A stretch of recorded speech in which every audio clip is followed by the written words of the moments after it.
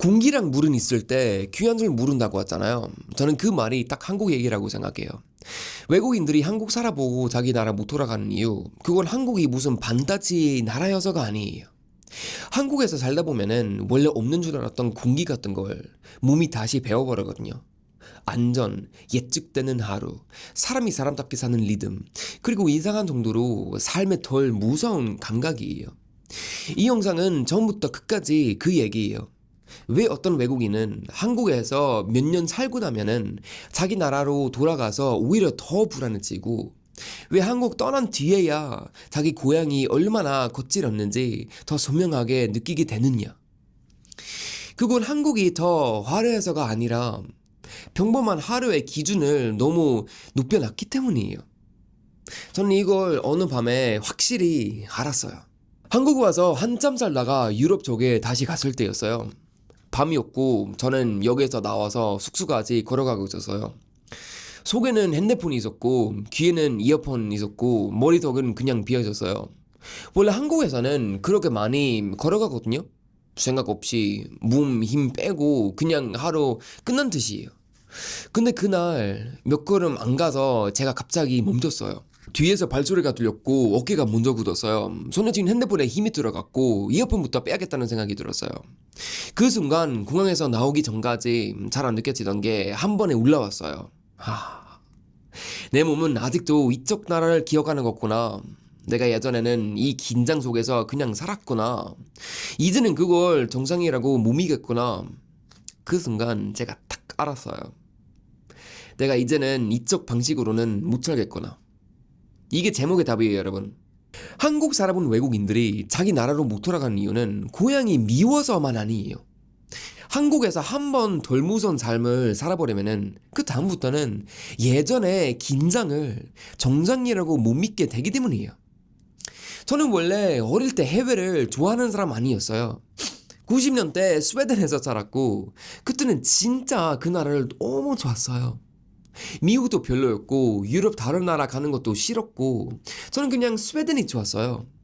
거기서는 살고 거기서 결혼하고 집 사고 아이 낳고 엄마 아빠처럼 그 나라에서 늙고 싶었어요. 되게 평범한 꿈이었죠. 근데 2000년대는 들어오면서 그 평범한 꿈이 조금씩 무너지기 시작했어요. 처음에는 뉴스가 바뀌었고 그 다음에는 동네 분위기가 바뀌었고 나중에는 몸이 먼저 바뀌었어요. 뒤를 더 자주 보게 되고 밤길에서 속도를 계산하게 되고 누가 가까이 오면은 얼굴보다 손부터 보게 되고 집에 들어갈 때까지 계속 어깨에 힘이 들어갔어요. 저는 거의 3번이나 위험한 일을 겪을 뻔했고 제 가족도 당했고 제 친구도 큰일 날 뻔했어요. 한 번은 아버지랑 앉아서 되게 조용히 얘기한 적이 있어요. 헨리야, 우리는 원래 이런 나라에서 살려고 했나? 이게 진짜 사는 건가? 그때 말투는 차분했는데 사실 마음은 이미 결정이 나 있었어요. 이대로는 못 산다. 근데 오늘 이 얘기를 길게 하려는 게 아니에요. 이건 그냥 제가 왜 한국의 평범한 하루에 그렇게 큰 충격을 받았는지 설명해주는 배경일 뿐이에요. 중요한 건 그 이유예요. 사람은 위험한 나라에서 오래 살면은 불안을 생활로 받아들여요. 원래 밤에서 조심해야지. 원래 핸드폰은 숨겨야지. 원래 이어폰은 빼야지. 원래 아이 혼자 보내면 안 되지. 원래 택시는 조금 긴장해야지. 이게 상식처럼 들어와요. 그리고 무서운 건 그렇게 오래 살다 보면은 그게 이상하다고 감각 자체가 사라진다는 거예요. 그냥 사라지는 거예요. 그냥 참고 사는 거예요. 그러다가 어느 날 그게 없는 나라를 만나면은 비로소 알게 돼요. 내가 그동안 공부를 생활처럼 긁고 다녔구나. 근데 한국에 오면은 그 상식이 깨져요. 저는 한국 처음에 와서 엄청 큰 사건 때문에 놀란 게 아니었어요. 오히려 너무 조용한 순간 때문에 더 충격받았어요. 어느 날 밤이었어요. 지하철에서 내려서 혼자 집 쪽으로 걷고 있었어요. 늦은 시간이었고 손에 핸드폰이 있었고 귀에는 이어폰이 있었어요. 그리고 걷다가 갑자기 웃음이 나왔어요. 내가 지금 아무 생각 없이 걷고 있네. 누가 뒤에서 오는지 계산도 안 하고 이 골목이 안전한지 한 번 더 찾지도 않고 주머니를 만지지도 않았고 그냥 걷고 있네. 그때 저는 조금 멍해졌어요. 왜냐면 그 전에는 그게 당연한 삶이 아니었으니까요. 그 순간부터 한국이 저한테는 관광지가 아니라 기준이 되기 시작했어요. 그리고 그 기준은 생각보다 빨리 몸에 들어왔어요. 예전에는 집에 도착하면은 오늘도 별일 없었네 이 생각을 했어요. 근데 한국에서는 그 생각을 안 하게 됐어요. 그냥 집에 들어갔어요. 그냥 씻고 잤어요. 그냥 다음 날은 준비했어요. 여러분, 이 차이가 진짜 커요. 하루가 끝났을 때는 살아남았다는 기분으로 사는 거랑 그냥 하루가 끝났네 하고 자는 거, 그 둘은 완전히 다른 삶이에요. 많은 외국인들이 딱 여기서 걸려요. 처음에는 음식 보고 오고, 처음에는 문화 보고 오고, 처음에는 언어가 재밌어서 와요. 근데 몇 달 지나고 몇 년 지나면은 사람을 붙잡는 게 그런 거 아니에요. 평범한 하루예요.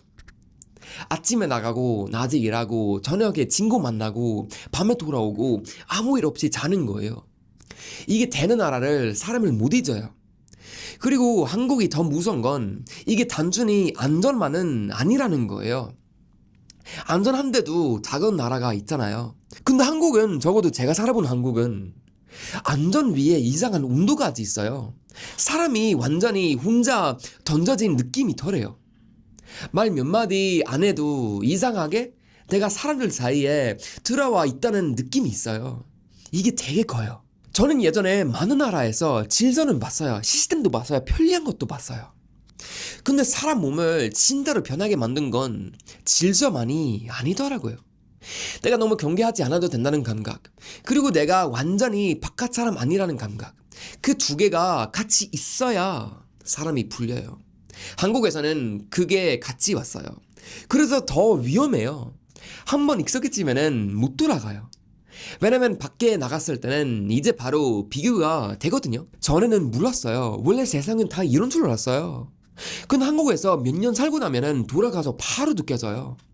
공항에서 나가고 역에서 걸어가고 택시를 잡고 밤거리를 지나가는 그 몇 분 안에 몸이 다 말해져요. 여긴 다시 조심해야 하는 곳이구나. 여기는 다시 핸드폰보다 주변부터 봐야 하는 곳이구나. 여기는 다시 아이를 보내놓고도 마음속을 놓기 어려운 곳이구나. 그때부터는 고향이 고향처럼 안 느껴져요. 이거 진짜 슬픈 거예요. 사람은 원래 자기 나라에서 제일 변해야 하잖아요. 근데 외국인들이 한국에서 오래 살고 나면은 오히려 자기 나라가 몸을 더 피곤하게 만드는 것처럼 느껴질 때가 또 있어요. 그럼 못 돌아가요. 돌아가고 싶어도 몸이 싫어해요. 저는 그걸 돈보다 큰 문제라고 생각해요. 사람들이 자꾸 외국인들이 한국에 남는 이유를 연봉, 집값, 거리야 이런 걸로만 설명하려고 하잖아요. 물론 그것도 중요하죠. 근데 사람은 돈이 많아도 매일 불안하면은 못 버텨요. 집이 커도 밤길에서 어깨가 굳으면은 좋은 삶이 아니에요. 연봉이 높아도 아이를 보내고 계속 걱정해야 하면은 그건 변한 인생은 아니잖아요. 그리고 더 깊이 들어가면은 사람은 결국 미래를 어디에 두고 싶냐로 결정하게 돼요. 잠깐 버틸 수는 있어도 내 아이를 여기서 키우고 싶나? 내 부모를 여기서 모시고 싶나? 내가 늙을 곳이 여긴가? 그 질문 앞에 서면은 몸이 먼저 대답해요. 저는 한국 살고 나서 처음으로 그 질문을 너무 무섭게 느꼈어요. 이제는 아무 데에서는 못 살겠구나. 여기서 모든 한국 사람들이 공감할 수 있는 예의가 하나 나와요. 사람은 특별한 날로 사는 거 아니에요. 사람은 평범한 날로 살아요. 그래서 삶을 무너뜨리는 것도 대부분 거대한 사건이 아니라 매일 쌓이는 작은 긴장이고, 삶을 버티게 하는 것도 대단한 축제가 아니라 오늘은 별일 없이 끝난 하루예요. 결국 사람을 붙잡는 건 특별한 순간이 아니라 기분이에요. 별일 없는 하루, 겁먹지 않은 귀가, 쓸데없는 경계에 힘 안 써도 되는 삶, 그런 거예요. 그리고 저는 이게 한국 사람들이 제일 과소평가하는 자기 나라의 힘이라고 생각합니다. 한국 사람들은 자꾸 큰 것만 봐요. 속도, 배달, 케이팝, 대기업, 기술 이런 거예요. 물론 다 대단하죠. 근데 밖에서 오래 살아본 사람의 눈에는 진짜 무서운 한국의 장점은 그런 데만 있지 않아요. 평범한 사람이 평범하게 사는 하루의 질이 너무 높아요. 밤이 덜 무섭고 길이 덜 거칠고 아이를 키우는 일이 조금 덜 공포스럽고 사람들 사이를 지나가는 내 몸이 조금 덜 긴장돼요. 이게 다예요. 근데 사실 삶은 원래 이 다예요. 사람은 특별한 이벤트 몇 개로 인생을 버티는 거 아니거든요. 아무 일 없는 하루를 몇 년씩 버티면서 사는 거예요. 그래서 그 하루의 질이 무너지면은 삶은 무너지고 그 하루의 질이 지켜지면은 사람이 그 나라에 남아요.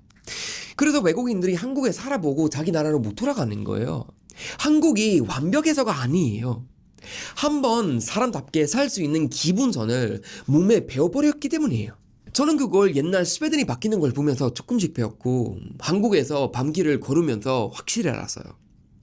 사람은 결국 돈만으로 못 살고 구호만으로 못 살고 화려한 말만으로도 못 살아요.